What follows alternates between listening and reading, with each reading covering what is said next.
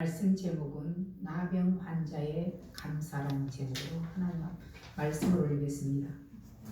11월은 감사의 절기입니다.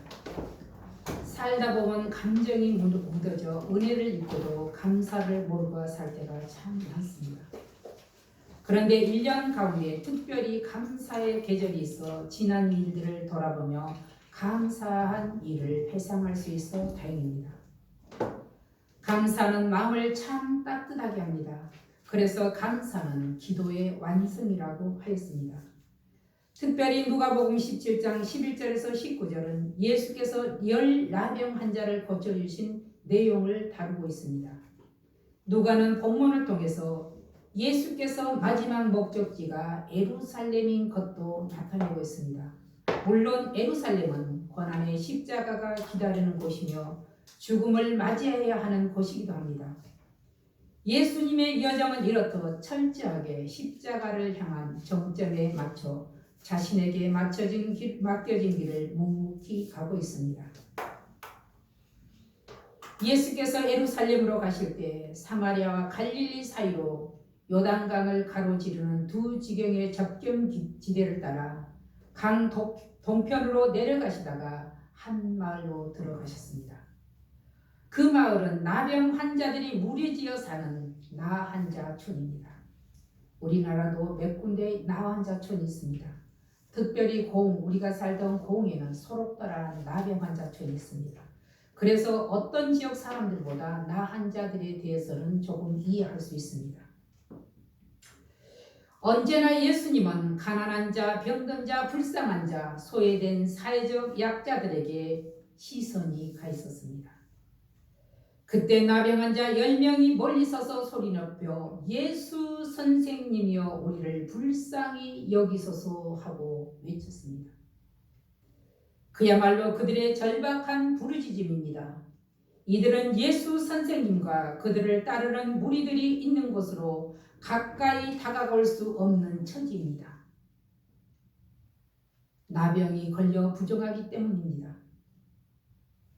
그들은 율법에서 금지된 부정의 조항 때문에 가까이 나오지 못하고 멀리 서서 자신들을 불쌍히 여겨줄 것을 예수께 요청하고 있습니다. 나를 낫게 해주십시오. 이런 외침이 아닙니다. 나를 불쌍히 여겨주십시오. 나를 불쌍히만 여겨주시면 모든 것이 가능하다 이 말입니다. 그들에게는 이러한 믿음이 있었습니다.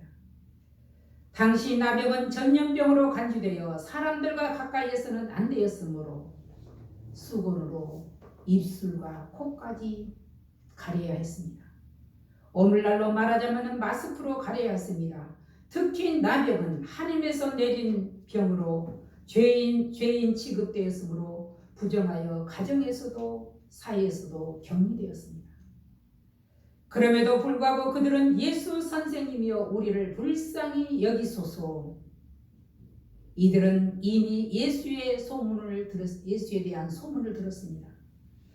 부르짖는 그들의 소리를 들으시고 예수께서는 그들을 향해 놀라운 말씀을 선포합니다. 14절에 보면 보시고 이르시되 가서 제사장들에게 보이라 하셨더니 오늘 본문의 요점은 구원이 이룬 곳은 유대인이 아니라 이방인인 사마리아인이며 건강한 사람이 아니라 장애인과 육체적 질병을 앓고 있는 환자들이라는 사실입니다. 그 중에서도 철저하게 버려주고 배척당한 자들,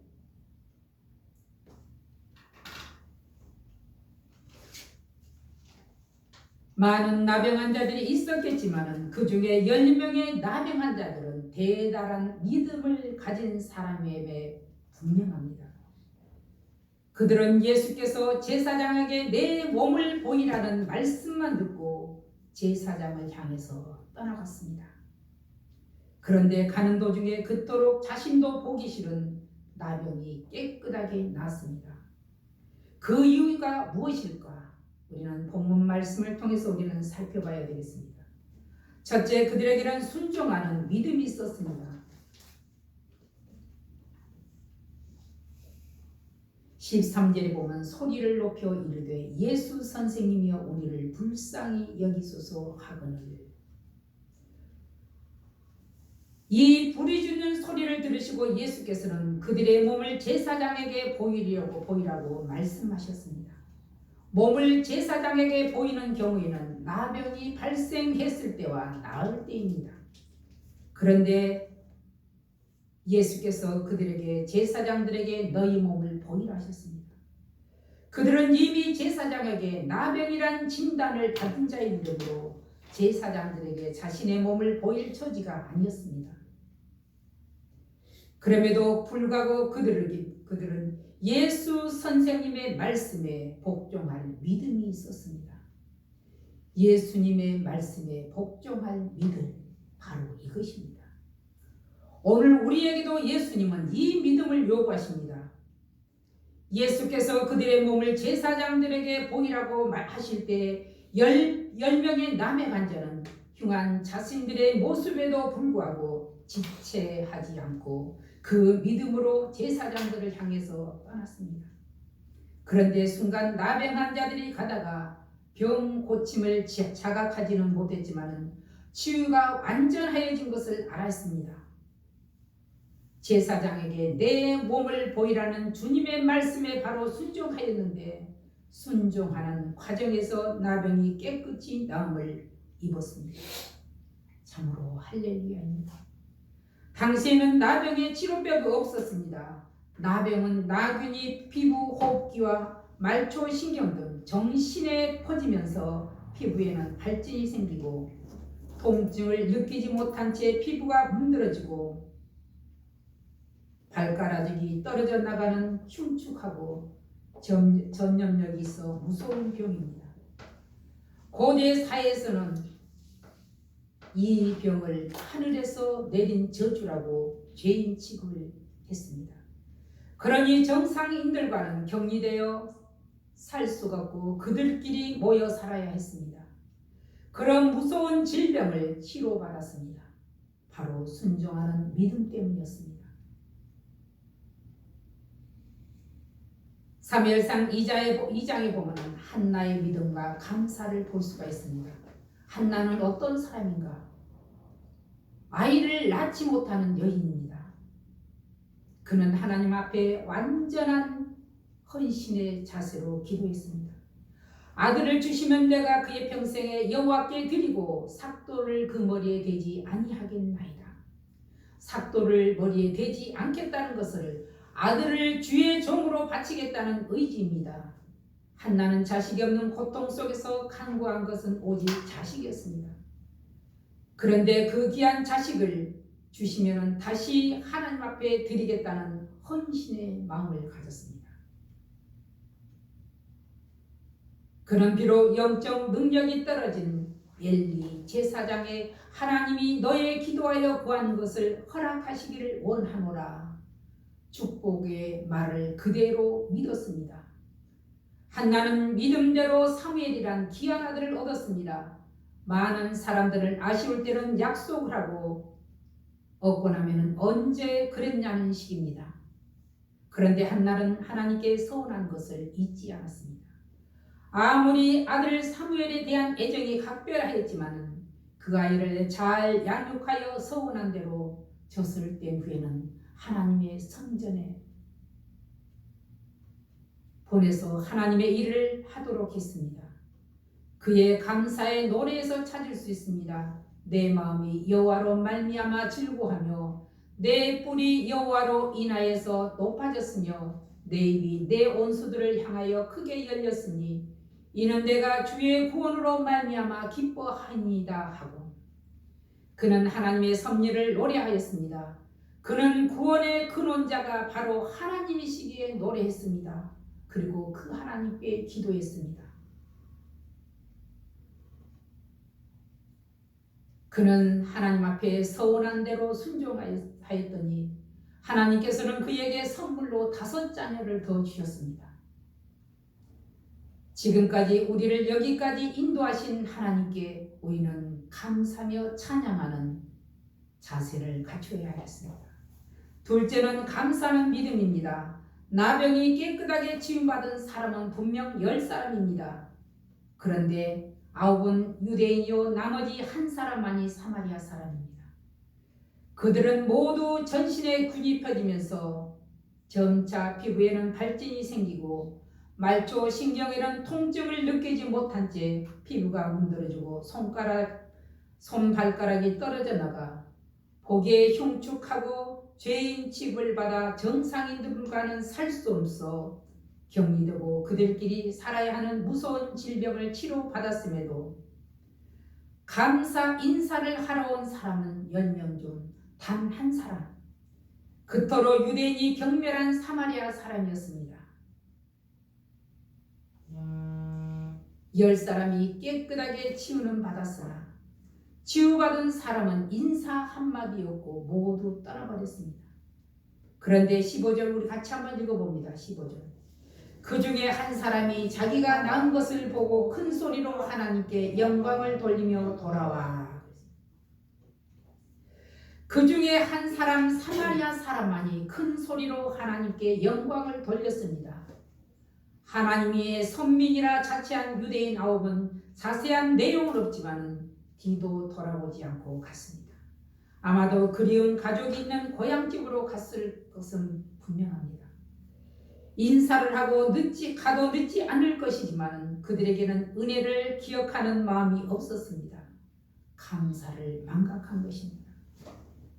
그런데 큰 소리로 하나님께 감사하며 영광을 돌리는 사마리아 출신 나병 환자는 자기를 고쳐준 예수께 돌아와 엎드려 감사했습니다. 감사했다는 그의 마음 전부입니다. 그에게 드리고 싶어도 무엇 하나 예수께 드릴 만한 것이 없습니다. 그가 드릴 수 있는 것은 마음 전부를 주님께 드린 것밖에 없습니다. 예수께서 그의 마음을 기쁘게 받으셨습니다. 19절 한번 같이 읽어봅니다. 19절.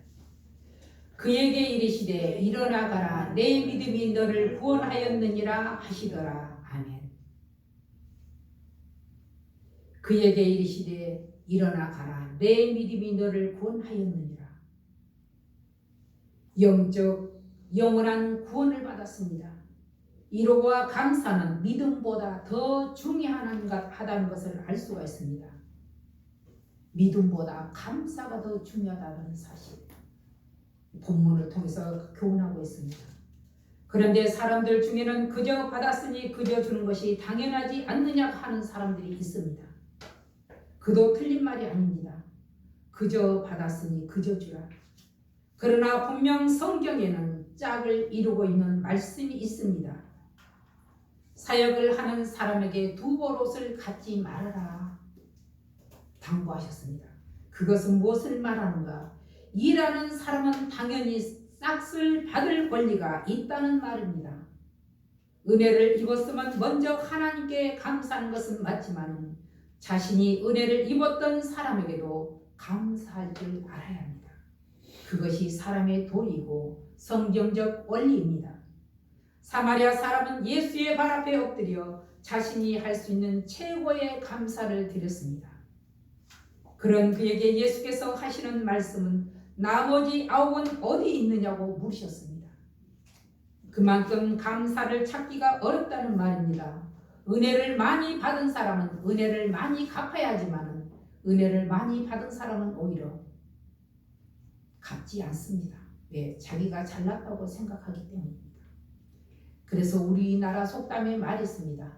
베르대기가 효자 된다고. 가장 열심을 다하고 힘을 다하고 아끼고 아껴서 기른 자식은 오히려 부모한테 불효합니다. 그런데 그렇지 못한 자식이 오히려 효도하더라는 말입니다.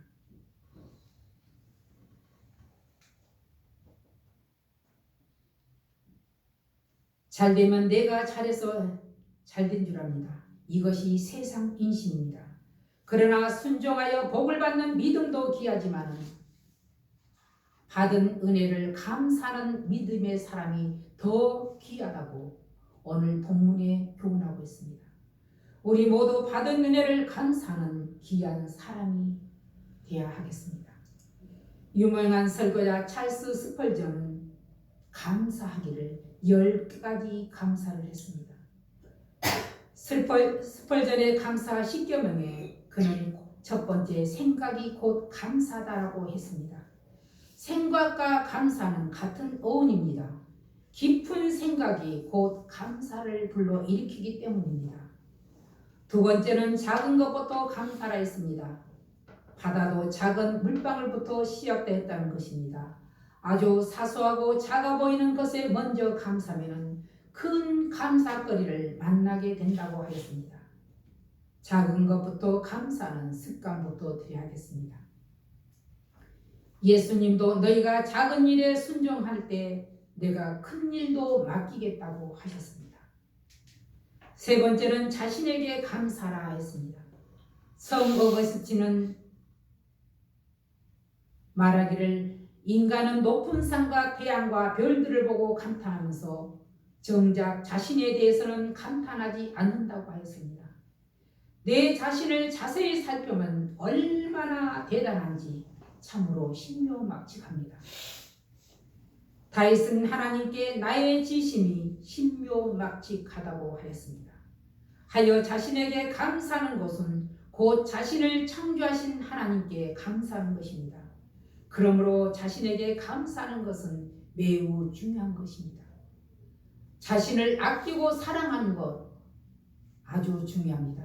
그런데 어떤 사람들은 자신만 아끼고 사랑하지 남은 사랑할 줄 모릅니다. 자신을 아끼고 사랑하는 자는 남도 사랑할 수 있습니다. 네 번째는 일상을 감사하라 했습니다.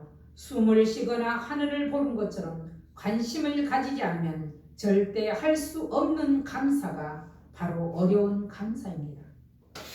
하루하루 특별한 즐거운 일이 없다고 해서 감사하지 않는 것이 아니라 평범한 일상을 보낸다는 자체가 매우 행복한 일입니다.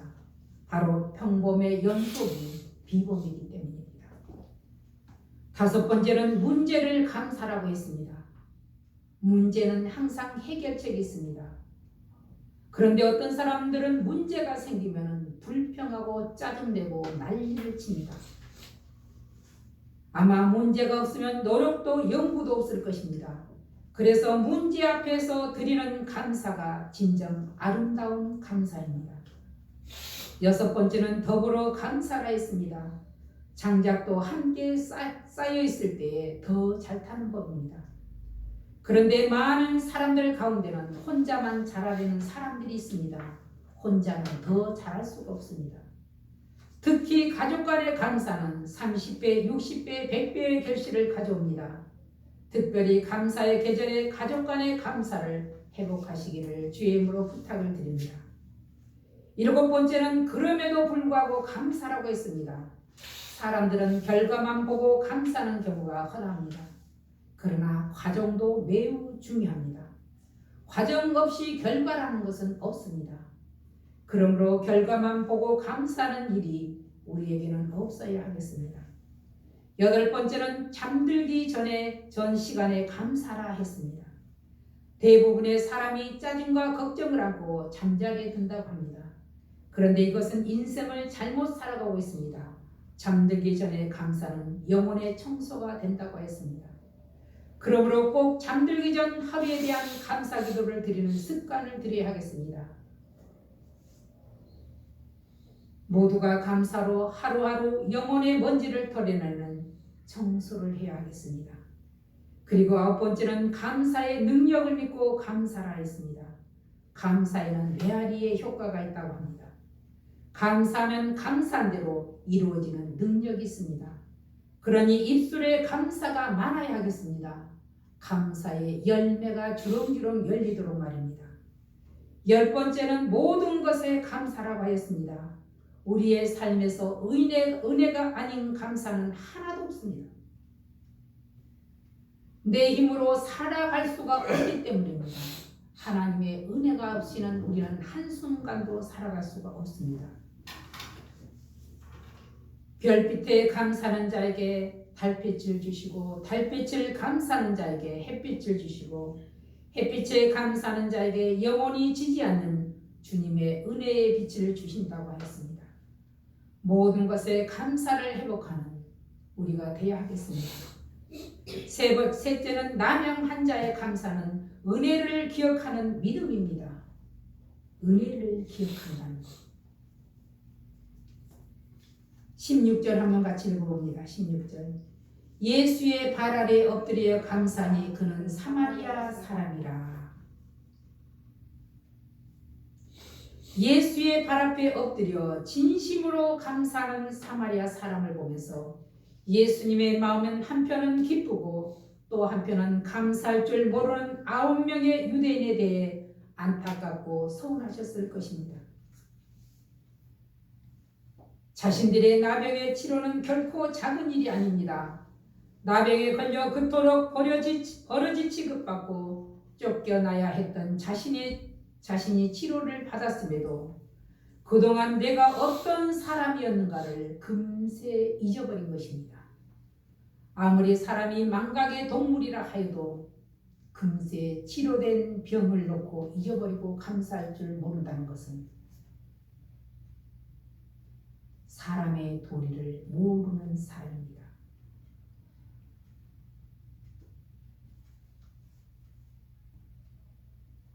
은혜를 잊고도 감사할 줄 모르는 9사람, 선민이란 자부심이 강한 유대인들, 그들은 어디 있느냐 찾으셨습니다. 오늘도 예수님께서는 교회에 다닌다는 교인들, 믿음으로 산다는 교인들에게, 성도들에게 너희들은 어디 있느냐고 물으실지도 모릅니다. 그런데 유대인들이 취급하는 사마리아인만이 예수께 와서 엎드려 감사했습니다. 예수께서는 그를 칭찬하시고 위로했습니다. 오직 사마리아 사람만이 주님이 원하시고 기뻐하시는 사람이었다는 것입니다. 사람에게 있어서 감사할 조건들이 있습니다. 바로 세 부류의 감사입니다. 첫 번째는 사람과 사람 사이의 관계에서 일어난 일에 감사하는 것이요. 두 번째는 사람과 모든 만물과의 관계에서 일어나는 일에 감사하는 것이요. 세 번째는 사람과 하나님의 관계에서 일어나는 일에 감사하는 일입니다. 사람과 사람 사이에서 일어나는 일에 감사. 사람과 모든 만물과의 관계에서 일어나는 일에 감사. 하나님과 사람과 사이에서 일어나는 일에 감사. 가장 중요한 것은 마지막 사람과 하나님 관계에서 일어난 감사입니다. 이 감사야말로 모든 관계의 기초이자 출발점입니다. 우리는 꼭 잊지 않아야 되겠습니다. 사람과 사람과의 사이에서 일어난 일도 감사. 사람과 모든 만물에서 관계에서 일어나는 일도 감사. 하나님과 사람과의 관계에서 일어나는 일에도 감사. 그랬을 때 하나님께서는 우리에게 넘치도록 은혜를 채워주실 것입니다. 오래전 봉사의 복지관에서 일을 한 적이 있습니다. 각 가정을 방문하면서 실태 조사를 하고 복음을 전했습니다. 그런데 감사하는 사람과 불평하는 사람들을 보면은 거의 기독교인과 비기독교인으로 분류되었습니다. 그래도 예수 믿는 사람들 입에서 감사의 말이 나왔다는 것입니다. 오늘 우리는 예수님의 나머지 9은 어디 있느냐 물으심에 우리는 귀 기울여야 합니다. 주님의 무릎은 셀 수 없을 만큼 무한한 하나님의 도우심과 은혜와 사랑을 받았으면서도 감사하지 않고 철저하게 자기 중심적으로 살아가는 우리에게 던지는 안타까운 질문이기도 합니다.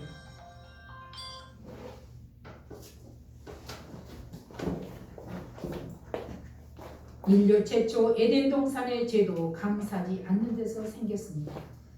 감사를 놓친 사람들은 하나님을 배반합니다. 하나님을 배반할 뿐 아니라 사람들에게도 배반합니다. 우리는 본문에서 한 가지 중요한 사실을 발견합니다. 육신의 고침을 받은 사람은 10명이지만 영혼을 구원받은 사람은 단 1명에 불과하다는 것입니다. 9명은 믿음으로 육신의 치유는 받았지만 전 인격적인 삶 전체는 구원받지 못했습니다. 바로 감사가 없었기 때문입니다. 육신의 구원도 중요하지만 영혼의 구원은 훨씬 더 중요합니다. 그렇다면 나머지 9은 실패한 인생입니다. 교회 다닌다고 다 구원받는 것이 아니라는 말입니다. 얼마나 많은 사람들이 진짜 구원의 기쁨을 놓치거나 망각한 채 지내고 있는지 우리는 주의를 살펴야겠습니다. 그리고 감사의 계절 다시 한번 은혜 받았던 것을 손꼽아 세어보며 나 자신을 살펴야겠습니다. 그리고 모두가 모든 것에 감사를 회복하는 감사절이 됩시다. 기도하겠습니다. 살아계신 아버지 하나님 감사를 드립니다. 오늘 저희에게 은혜를 베푸시고 이인나 환자의 감사를 통해서 우리가 감사의 조건이 많음에도 감사하지 못했던 것을 회개하고 다시금 감사를 회복하는 시간이 되게 하여 주시옵소서. 예수님의 이름으로 감사하며 기도하옵나이다. 아멘.